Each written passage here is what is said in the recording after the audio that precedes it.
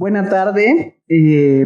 Primero que nada, queremos agradecer a todas, todos y todes por acompañarnos esta tarde a esta preciosa hora en la que seguramente o se están muriendo de hambre o está haciendo digestión la comida. Entonces, valoramos doblemente el que estén aquí presentes. Para nosotros nosotros y nosotras es un momento muy especial. Es la culminación de un largo proceso de trabajo de alrededor de 3 años con un grupo extraordinario de colegas, hombres y mujeres, que estuvimos discutiendo, investigando, pensando juntos y juntas respecto de un tema apasionante que es el que forma parte de este título y que son las tensiones. Un siglo de tensiones, gobiernos generales y fuerzas regionales, dinámicas políticas en el México del siglo XIX. Un tema que sin duda es de gran actualidad porque las tensiones políticas entre el gobierno que radica en el centro del país, que toda es una discusión que tuvimos, que radica en lo que se llama hoy Ciudad de México, y los diferentes poderes ejecutivos en los estados, los representantes que son los gobernadores, y los otros poderes, porque no olvidemos que hay 3 poderes en esta república, siempre han estado a lo largo de la historia en un constante jala y aprieta y quién está arriba y quién está abajo y quién domina y cómo nos arreglamos en una constante negociación. Y aprendimos muchísimo de todas y de todos los colegas. Alicia Salmerón, que está aquí a mi lado y que es la verdadera jefa, aunque digamos que es cocoordinadora, hemos coordinado este proyecto de investigación, pero que no sería posible sin la presencia de todos y todas las autoras. Por aquí veo a Edwin, a Pavel, a Abraham, no sé si se me escapa alguien en el público. Y nos acompañan también Carlos Armando Preciado e Ivette García Sandoval, que igualmente forman parte de este grupo de trabajo y a quienes agradecemos que se hayan desplazado desde la lejana ciudad de Guanajuato y desde la ciudad todavía más lejana de Campeche, y para estar hoy aquí presentando este libro. Voy a ceder a continuación la palabra a Alicia Salmerón, que hará en realidad la presentación general de este proyecto y de estos 2 tomos que conforman esta obra. Yo solo moderaré, así que ya guardo silencio y le doy el micrófono a Alicia. Adelante. Gracias, Fausta. Buenas tardes por acompañarnos. Emprendimos este proyecto colectivo desde hace varios años. Yo no diría 3, sino 4 o más. Con gran gusto vemos hoy plasmado nuestro esfuerzo en estos 2 volúmenes. Nos propusimos recorrer la historia política del XIX mexicano a partir de un eje central: las tensiones políticas entre el centro y las regiones. Decidimos atender a un complejo conjunto de relaciones políticas conflictivas entre autoridades nacionales y de las provincias, estados o departamentos según la división política del momento, en distintos periodos del siglo XIX. Lo hicimos tanto para los momentos federalistas como para los centralistas, porque ciertamente los proyectos unitarios conocieron, tanto como los federalistas, múltiples tensiones entre las regiones y el gobierno general, con quienes diferían en la manera de concebir sus proyectos de arquitectura estatal. Finalmente, y por eso había tantos debates y tensiones entre el centro y las regiones, finalmente, erigir una nación conlleva la construcción de un centro político, pero también la edificación de los poderes de las entidades provinciales, estatales o departamentales.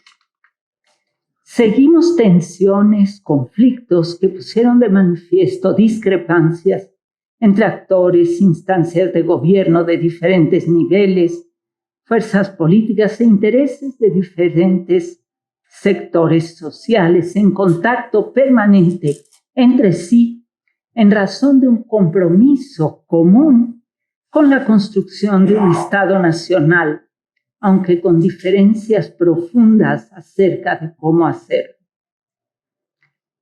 La historia del México del XIX estuvo atravesada por múltiples tensiones, no solamente entre el centro y las regiones. A lo largo del XIX, el país vivió tensiones diversas de carácter político, social, económico y cultural. Tensiones que involucraban actores corporativos como la Iglesia, las Fuerzas Armadas, los gremios y las comunidades indígenas. Y con nuevos actores que respondían a lógicas de organización moderna. Todos ellos con diferencias enormes acerca de las maneras de gestionar la política, la sociedad, los espacios, tensiones entre modelos de organización de la producción, tensiones entre el campo y la ciudad, el sur y el norte, creencias, valores e ideologías. Sin embargo, para esta obra, que ya de por sí es suficientemente voluminosa, nos concentramos en un tipo de tensión. Estas, entre el centro y las regiones generadas en el proceso de construcción de una nueva nación, la mexicana, y de sus instituciones a partir de la Revolución Liberal y la separación de España. Ninguna de estas tensiones por sí solas explica la historia de México en el XIX, pero para alcanzar alguna profundidad en lo que estudiamos nos enfocamos en una de ellas. Nos concentramos en explorar las relaciones tirantes entre gobiernos generales y fuerzas regionales, dificultades que constituyen sin duda todavía el día de hoy uno de los problemas centrales de la política mexicana. La obra se aproxima a una compleja realidad nacional desde las regiones. Emprende un ejercicio que se interesa por la historia política del país, pero obligado a hacerlo desde la consideración de las experiencias regionales y la manera en que los actores y prácticas incidieron en los proyectos de nación. En esta dirección ofrecemos una aproximación al proceso de construcción del Estado Nacional mexicano desde el mirador regional, pero siempre en su interacción con el centro político.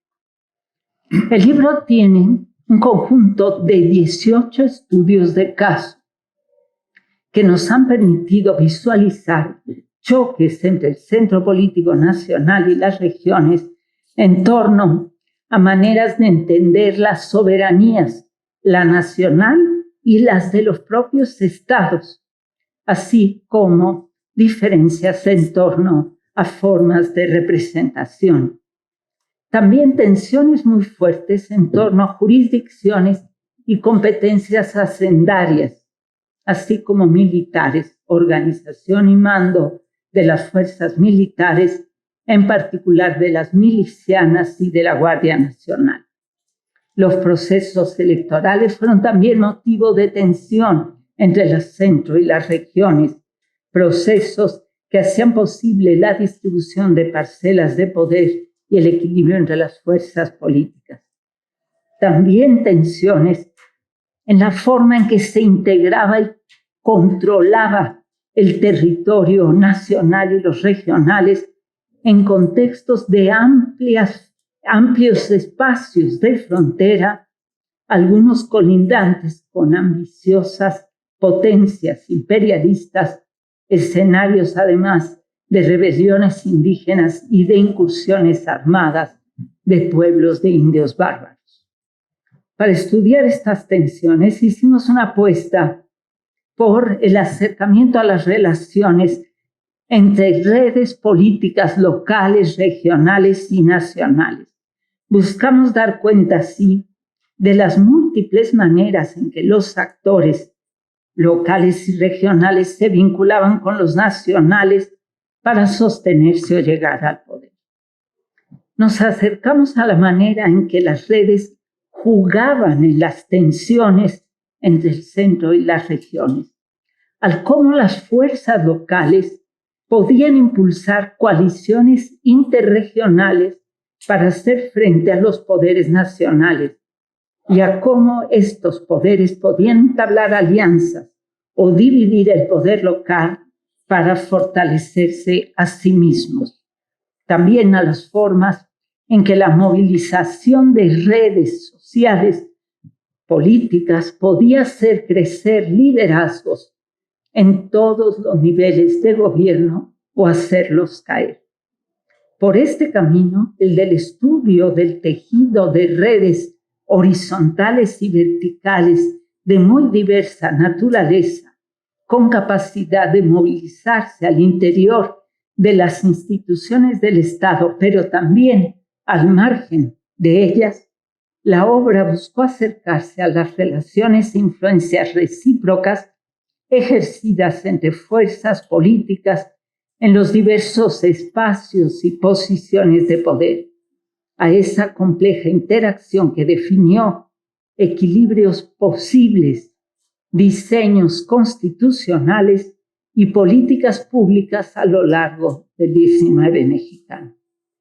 Hemos querido develar desde las regiones mismas la manera en que se tejían redes, se formaban grupos y se forjaban alianzas en defensa de autonomías locales y regionales, a la par que en su juego con el centro político nacional se definían políticas e instituciones en busca de equilibrios para hacer realidad la construcción de un Estado nacional y posibilitar la gobernabilidad. Esto suena muy complicado. No fue complicado pensarlo y tejerlo. Y después, al ponerlo en práctica, en los 18 capítulos que integran el libro, le fuimos poniendo nombres y apellidos a las personas, a los grupos, a las localidades, y encontrando el tipo de redes, compadres, amigos, familiares, socios, gente que se reunía por convicciones políticas o comunes y que hicieron posible la acción política a nivel local, regional y su interacción con la nacional. A veces muy conflictiva. Hubo casos de amenazas o separación franca de un estado como fue Texas en el 45. Otras en que el conflicto se resolvió y finalmente tuvimos como resultado a finales del XIX mexicano, con todos sus defectos y problemas, un conjunto de instituciones y prácticas que permitieron hablar de un territorio y su gente como una nación nueva, la nación mexicana.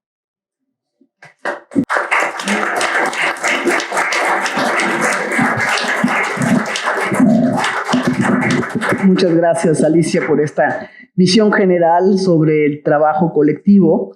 Queremos también comentar que el libro no lo van a poder adquirir en el stand del Mora porque no está físicamente, no está impreso, pero les hemos repartido diferentes tarjetas, unas con la liga escrita, otras con QR, a dos sitios. Uno es el del propio repositorio del Mora y otro es el de Atarraya, desde los cuales podrán descargar en acceso libre los dos tomos de la obra.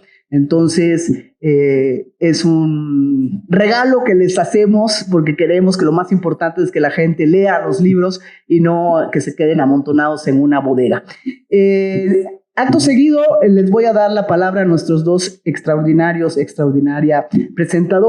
presentadores, que esto del lenguaje incluyente inclusivo es un poco complejo.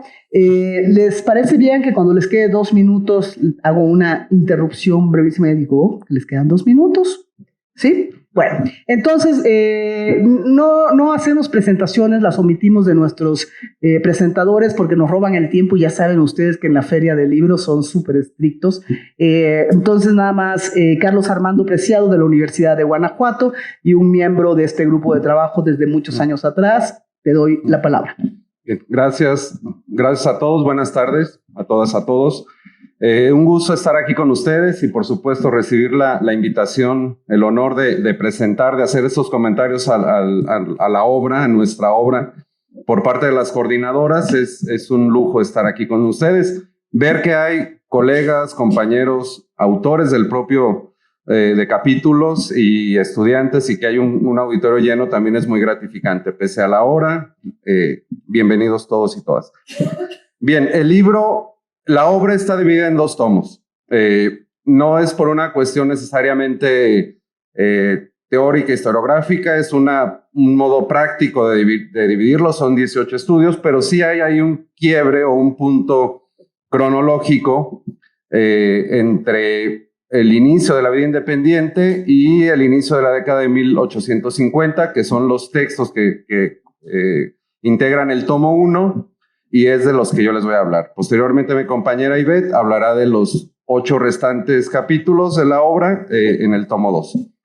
Bien, de antemano también me disculpo por lo injusto que seré con los autores, porque hablar de 10 estupendos trabajos, bueno, 9 estupendos trabajos y el mío no es cosa fácil en un tiempo tan corto, pero bueno, voy a tratar de ir dando algunos elementos y al final daré también algunos rasgos ya particulares de ellos.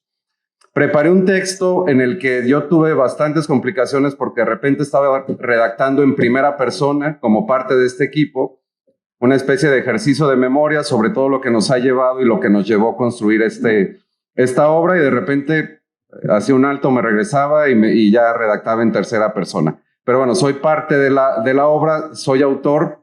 Entonces espero que las apreciaciones y los comentarios que tengan no se escuchen, no se vean y no sean tan sesgados. Bien, abro comillas con el texto. Si entendemos las prácticas políticas como un conjunto de acciones y conductas sociales y políticas, principalmente en torno al ejercicio y disputa por el poder, a la representación y a la sociabilidad política, estas constituyen un ejercicio que se lleva a cabo de manera más o menos regular, de acuerdo con ciertos procedimientos dictados por normas escritas o por la costumbre. Se inscriben dentro de un marco normativo, pero también, y quizás sobre todo, dentro de un conjunto de códigos de comportamiento individual y colectivo, construidos e interiorizados por las comunidades que participan. Estos códigos comprenden valores, creencias y expectativas con respecto a la operación del sistema político, así como a lo que se debe y se puede hacer en un contexto político con circunstancias políticas. Esta definición de prácticas políticas es utilizada como parte fundamental de este proyecto. Es una cita que tomo de la propia página de Atarraya, que se ha utilizado como una noción general de esas prácticas políticas, y muchos de los elementos de las dinámicas que veremos o que están reflejadas en el libro tienen como un fundamento y como un referente esta noción de práctica política. Concebidas de este modo, a través de las prácticas políticas podemos identificar momentos fundamentales, pero sobre todo explicar estrategias y mecanismos cruciales, contextos en los que los actores políticos son conscientes de situaciones que trascienden sus poblaciones, estados o departamentos. De este modo, la obra que presentamos ofrece nuevas perspectivas y explicaciones que nos permite construir miradas más comprensivas en la consolidación de las instituciones políticas y sus dinámicas consustanciales a lo largo del siglo XIX mexicano.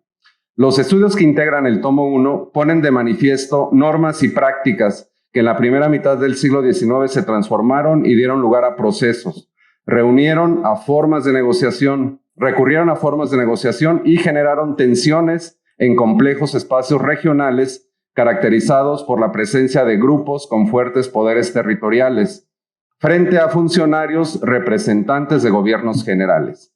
En consonancia con las líneas rectoras de la obra, los planteamientos de los estudios asumen lo insuficientes que resultan las explicaciones sobre las relaciones, la estructura y el día a día de las prácticas políticas en las dimensiones locales, regionales, provinciales, estatales, departamentales y nacionales a lo largo del siglo XIX mexicano. Sobre todo, si solo se analiza de manera parcial alguna de tales dimensiones y se olvida ampliar las miradas a las relaciones recíprocas, los acuerdos, las negociaciones y, por supuesto, las tensiones. Al concentrarnos en esto último, pretendimos observar espacios que incorporan una multiplicidad de actores y acciones, acciones y dinámicas que van más allá de las legislaciones, decisiones y acciones aisladas. Esto es, incluimos a diversos actores políticos, a sus intereses, formas de negociación, conexiones y su incidencia en diversas prácticas que no son evidentes solamente con el acercamiento a los marcos legales e institucionales. En este sentido, no se trata de una historia política tradicional. Los actores, escenarios y procesos son indisociables de lo económico y de lo social. Es notorio el interés de las y los autores por incorporar en el análisis a actores políticos, individuales y colectivos, desempeñando roles en el contexto de distintos niveles de gobierno. En efecto, alienta encontrar, y en mi caso, ser parte de obras que apunten a la visualización de una gran cantidad de sujetos históricos, a su compleja estructura relacional y a sus diferentes niveles de interacción. Desde esta perspectiva, los distintos trabajos nos brindan pautas para comprender los derroteros de actores, procesos y escenarios, terna indisociable en este complejizado relato histórico. Los trabajos de este tomo se inscriben en abordajes y análisis de tensiones a través de la observación de momentos y contextos políticos. Formas de gobierno transitan los estudios entre formas de gobierno como la monarquía, algunos de ellos todavía en la etapa pre-republicana, federalismo y centralismo. Momentos de paz y de guerra, guerras civiles e internacionales, incluso implementación de nuevos proyectos de organización militar, la desaparición de las milicias cívicas por milicias urbanas, el intento por instrumentar la Guardia Nacional en 1847, etc. Considero que son acertadas las escalas de observación en espacios locales y regionales, pues la disminución de escala permite observar las prácticas políticas de forma más concretas y cuestionar, revalorar o matizar presupuestos asumidos en enfoques nacionales. Tal disminución no implica quedarse en la escala misma, sino pensarla como un vehículo que permite revelar las interacciones con otros espacios sociales. Durante las sesiones de trabajo, en los seminarios, en los eventos que teníamos al respecto, fue una advertencia constante el riesgo de detenernos y quedarnos en el localismo de los distintos espacios que analizábamos. Creo que a partir de la reflexión personal, del diálogo y de alguno que otro coscorrón historiográfico, sorteamos dicha alerta. Quiero destacar la vigencia de las temáticas y los procesos históricos tratados en la obra, considerando las circunstancias y retos que como nación se nos presentan en los albores del siglo XXI. El contenido de esta obra trasciende al simple relato de un pasado lejano y nos brinda pautas para comprender las trayectorias de estas instituciones, actores y espacios socioculturales y políticos. En este sentido, los resultados de las investigaciones permiten tender puentes hacia algunos elementos que en años recientes aún se observan. Bien, siempre se buscó no caer ni quedarnos en visiones fragmentarias, observando solamente dinámicas locales aisladas y anecdóticas. Tampoco se persiguió como objetivo la construcción de biografías de los diversos actores estudiados. Sin embargo, sí fue necesario que se trazaran perfiles políticos de los protagonistas, lo que permitió acercamientos a vidas, rasgos y vicisitudes. Esto para explicar y contextualizar de mejor manera sus decisiones y acciones. La discusión con la historiografía a la que recurren los autores es notoria en cada uno de los estudios. Asimismo, se cuenta con solidez del apartado crítico en que se sustenta cada capítulo. Resulta notoria la revisión de cientos de fuentes documentales de distinta índole y procedencia, además de la lectura y discusión de múltiples materiales bibliográficos. Si me pueden apoyar pasando el índice, porque voy a abordar ahora, en estos 5 minutos finales que me quedan, algunos rasgos de los contenidos y de las propuestas capítulo por capítulo. Bueno, destacar que el estudio introductorio también es un estudio bastante sugerente, revelador y que en sí mismo ofrece bastante discusión historiográfica y va perfilando esos conceptos, esas categorías y esas líneas que nos interesa destacar. El primer capítulo de Abraham Chimal, a partir de una discusión historiográfica y del análisis de evidencias documentales, se muestra a Luis Quintanar, cabeza, como lo llama Abraham, cabeza del gobierno de Nueva Galicia y Jalisco en su momento, desafiando al gobierno imperial, convencido de la necesidad de establecer una forma de gobierno federalista, contrario a la imagen que se ha solido presentar de él como un fiel iturbidista. Chimal reconstruye y explica e interpreta esas acciones políticas de Quintanar en un contexto en la transición entre la monarquía y el primer federalismo. El segundo de los capítulos Evelyn Mares aborda al gobernador Carlos Montes de Oca en su confrontación con Ignacio Alas, comisario de rentas de la Federación. Las potestades fiscales y las disputas por los recursos financieros entre los estados y el gobierno general, junto con las pugnas por el control de las Fuerzas Armadas, marcaron la pauta en las tensiones entre los dos niveles de gobierno. La dimensión hacendaria, resistencia de las regiones, estas decididas a preservar su autonomía económica y fiscal, así como la suficiencia financiera. El tercer capítulo de Edwin Alcántara trata una alianza regional, si bien se concentra en Jalisco, trata una alianza que hubo con los estados de Guanajuato, Michoacán, San Luis Potosí, Tamaulipas y Zacatecas en apoyo al gobernador jalisciense José Ignacio Cañedo, en contra de las acciones, la arbitrariedad de un comandante general enviado a Jalisco, Ignacio Inclán. Alcántara destaca el grado de gravedad a que podían llegar las actitudes intolerantes de los comandantes generales al grado de movilizar a varios gobiernos estatales. El siguiente capítulo de Nelly García nos aborda los avatares de un gobernador para enfrentar la rebelión federalista de Gordiano Guzmán, un gobernador en Michoacán. Nelly García logra mostrar la habilidad de Álvarez para negociar y conducir sus acciones políticas y militares en dos dimensiones: al interior del departamento, cuidando su relación con las propias élites regionales, y frente al gobierno general.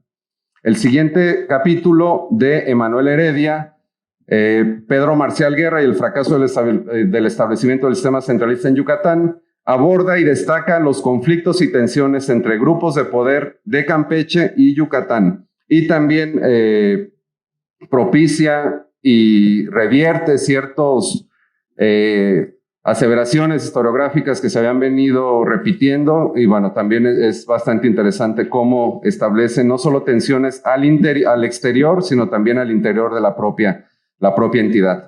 El siguiente texto de Ricardo Fernández aborda un personaje también muy interesante, Juan Pablo Anaya, gobernador de Tabasco, pero en el texto muestra la trayectoria política que tuvo desde tiempo atrás, no solo en Tabasco, sino desde una larga expedición y experiencia que incluye los estados de Texas y Yucatán. Muestra las pugnas de Juan Pablo Anaya frente al presidente Anastasio Bustamante.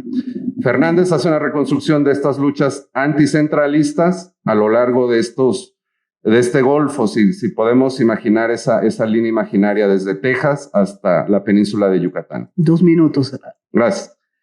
Pavel Navarro presenta y analiza las actuaciones de los gobernadores Francisco Elorriaga y Marcelino Castañeda en el caso duranguense, pero también destaca el papel central que tuvo una figura de la envergadura de José Fernando Ramírez, que en ese momento era senador por Yucatán. Pavel nos presenta en un contexto alejado del centro de la ciudad, de la Ciudad de México, cómo se movilizaban las élites, cómo todavía aquejaban esos espacios y preocupaban constantes ataques de grupos indígenas, y también la reacción ante políticas anticlericales en un contexto de la guerra y la posguerra contra los Estados Unidos. Si alcanzo, hablo del siguiente capítulo, hablo mejor del capítulo 9 de Diana Virrichaga, quien aborda el gobierno del gobernador de la entidad del Estado de México, José Modesto Olaguibel, en su papel como gobernador. Ella plasma y plantea el trabajo que tuvo hacia el interior del propio Estado de México, cómo se resistió a ciertas políticas nacionales y también historiográficamente revierte esa visión que se tiene, no lo revierte, sino complementa una visión que se tiene de este actor de Olaguibel, porque estaba más bien considerado como un colaborador muy cercano de Gómez Farías, lo cual fue cierto, pero aquí le da una dimensión de centralidad y sus relaciones tanto al gobierno nacional, al gobierno general, como al interior del propio Estado. Carlos Armando, estamos excedidos de tiempo. Presento el último platico el de... Es que ¿no? Ya nos pasamos un minuto. Bueno, es el... Okay. Si queda tiempo, volvemos. Quedó pendiente un... Así lo pueden leer y se enteran de lo que quedó pendiente de decir. El de Arturo. Queremos también comentar y agradecer a las dos instituciones que han hecho posible la edición del libro, el Instituto Mora y la Universidad Autónoma de Campeche, pero reconocer a cada una de las instituciones de adscripción de los diferentes autores y autoras que también colaboran en este esfuerzo al nosotros contar con su personal en estos proyectos. Te damos la palabra, Ivette, 15 minutos, te aviso cuando queden 2. Bueno, perdón. Bueno, voy a intentar ser breve, espero que el resultado no sea una cosa compleja. Primero quiero agradecer al Instituto Mora, a la Universidad Autónoma de Campeche y a la UNAM y especialmente a Alicia y a Fausta por invitarme a estar en esta fiesta de un siglo de tensiones que también fueron 2 años de tensiones regionales en el seminario. Y justamente porque creo que no es posible entender este libro sin el arduo trabajo que el seminario implicó, es que quiero dedicar un minuto a hablar de lo que fue el seminario. Y comienzo por decir que el trabajo del historiador, y todos los historiadores lo sabemos, no es en soledad como aparecemos siempre en todas las caricaturas y las ficciones, sino es siempre de un diálogo constante con otros autores, pero es a través de la lectura. El que escribió el libro no está ahí para contestarnos. Sin embargo, y por esto el seminario es tan importante, la experiencia de hacerlo directamente resulta mucho más enriquecedora y permite un intercambio mucho más fluido e intenso, no exento de conflicto. Que toda esa riqueza de ideas se oriente al análisis de un solo problema histórico y se concrete en un libro coherente y articulado como el que hoy presentamos, solo es posible gracias a la dedicada, y hay que decirlo, firme conducción de Fausta Gantús y Alicia Salmerón. Gracias por eso. El trabajo es al mismo tiempo individual y colectivo, tal como lo fue el seminario. Nos ha brindado a todos los participantes la experiencia de conocer los procesos históricos particulares de las diferentes regiones y o estados de México, lo cual nos ha permitido reconocer en ellos aquellos procesos en común, pero las líneas y ritmos subyacentes de la historia nacional y global, al mismo tiempo que resaltó las particularidades de las microregiones, aquellos procesos labrados por el paisaje y el diario habitar y las convivencias de la sociedad. Ambos elementos dan forma a comunidades específicas. Cambiar este punto, el punto desde donde miramos la historia nacional, pero también la historia regional, nos permitió reescribirla, sumarnos por lo menos al esfuerzo de reescribir la historia, no como un continuo unificado que tenía como un destino final la existencia de los estados que hoy conocemos y la consolidación del fatídico porfiriato, sino más bien, y aquí tomo las palabras de Fausta Gantús, como un caleidoscopio que de la mano de las relaciones humanas no deja de girar. Además de lo que ya mencioné, y ahora sí hablando del libro en particular, ¿por qué deberían ustedes, aquellos que no participaron en él, por qué deberían leer este libro? Bueno, las razones son varias y el libro aporta elementos para varios. Primero, pues hay excelentes plumas e investigadores que se dedicaron a ello. El tomo 2, que inicia a partir de 1857 en una división que no es arbitraria, sino porque, como explican las coordinadoras, ahí comienza un nuevo orden constitucional y por lo tanto comienza también una definición de instituciones y de un nuevo pacto federal, pues no muy pactado, pero una nueva forma, por lo menos, de llegar a él. Y vamos a encontrar trabajos que van de Yucatán a Sonora, del Atlántico al Pacífico, de la República al Segundo Imperio y de vuelta a la República. Y Israel Arroyo y Felipe Ramírez, Francisco Delgado, Fausta Gantús, Mariana Terán, Regina Tapia, Valentina Tovar y David Vázquez, Alicia Salmerón y la de la voz, nos dedicamos a construir este mosaico donde habitan, y los pongo en orden, Puebla, Yucatán, Aguascalientes, Campeche, Zacatecas, Sonora, Coahuila y Veracruz. Y ahí, aunque no se menciona, siempre presente y atravesando todos estos trabajos, el centro. El centro no como el que después se ha construido casi omnisciente, sino el centro como una figura de presión, una figura que construye, que influye, pero que no siempre triunfa. Y desde el otro extremo también están las relaciones personales, las alianzas incipientes, los parentescos, los vecinos y estas casi alianzas, estos pactos que se insinúan, a veces clandestinos, pero siempre cambiantes. También nos permite ver, como ya mencioné, a los estados o las regiones no como los entes acabados que conocemos hoy, sino también como espacios llenos de conflictos internos en los que los diferentes grupos están peleando por la preeminencia de regiones intraestatales y donde las élites sufren vaivenes y génesis de nuevo. En el conjunto podemos ver que esto que la historiografía tradicional nos ha presentado como hechos consumados o como liderazgos consolidados, en realidad fueron construyéndose lentamente y a partir de muchísimos elementos a lo largo de todo el siglo XIX. También, hay que decirlo, a lo largo del trabajo, también aquellos que les gustan los datos curiosos y las anécdotas, pues las van a encontrar ahí, como un señor de apellido Clausel, no el que ustedes están pensando, que era aduanero en Campeche. Porque bueno, todo el mundo lo sabe, en Campeche pasa todo, ¿no? Bueno, se sabe.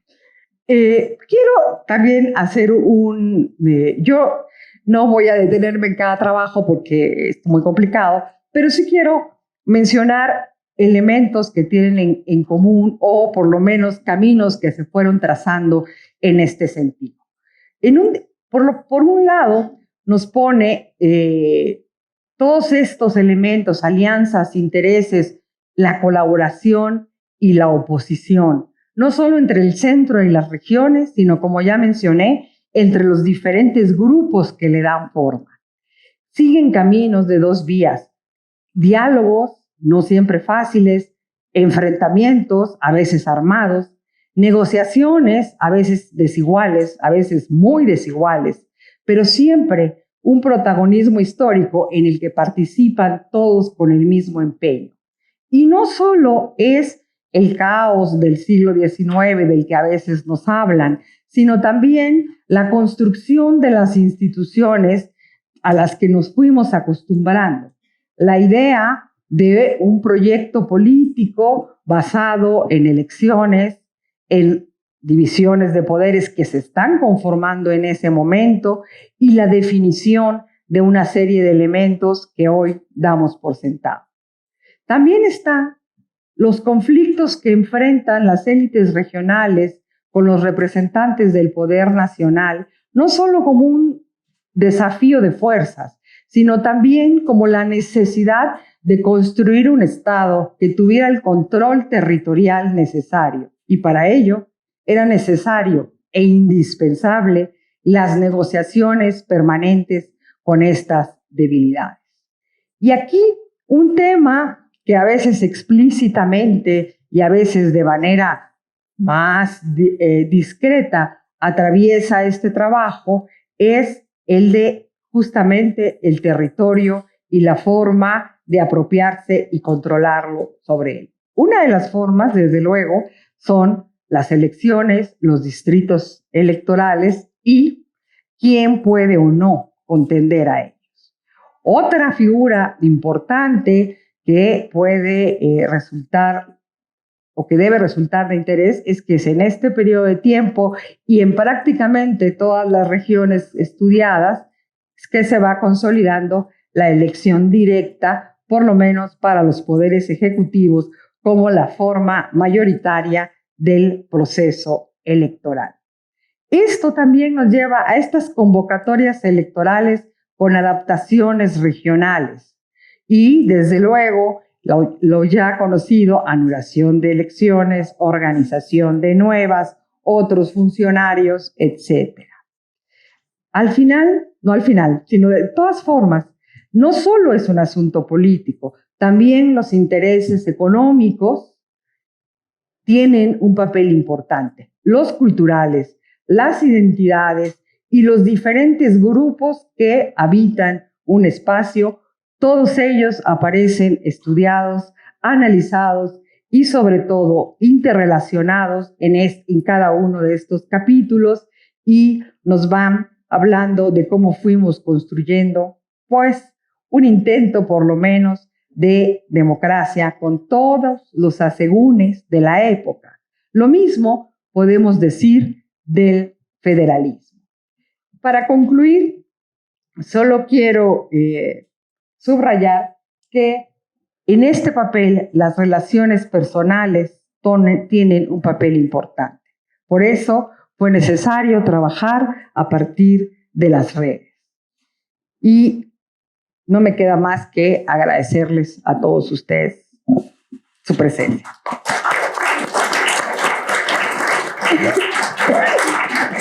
Muchísimas gracias a Carlos Armando y a Ivette por sus generosas presentaciones. Queremos concluir rápidamente, nada más haciéndoles notar el extraordinario mapa, que es una caricatura de un periódico de época que conseguimos para esta portada, que es de veras, luego cuando lo tengan en su mano, cuando vean, lo descarguen, la podrán ver y la podrán analizar. A Veracruz le fue del nabo, le pusieron un pescado, pero en fin, queremos agradecer al personal de vinculación, de difusión del Instituto Mora por su apoyo para hacer posible este evento, agradecer al personal de la Feria del Libro que siempre están aquí apoyando. Muchísimas gracias a Ana Rojas que nos ayudó a repartir las postalitas. Y pues recordarles, estamos celebrando 200 años este año de la formación de la mayoría de los estados, no de Campeche porque somos únicos y entonces nos separamos y nos formamos después, pero de la mayoría de los estados. Entonces este libro viene justo en un momento muy adecuado de celebración, pero también de repensar qué es México, qué somos México, cuáles son las relaciones, el sentido de las relaciones entre el centro y los gobiernos que radican en el centro, los nacionales, los poderes nacionales y los estatales. Muchísimas gracias a todos, a todas, a todos por acompañarnos y nos vamos ya antes de que nos saque el joven que está ahí atrás. Gracias.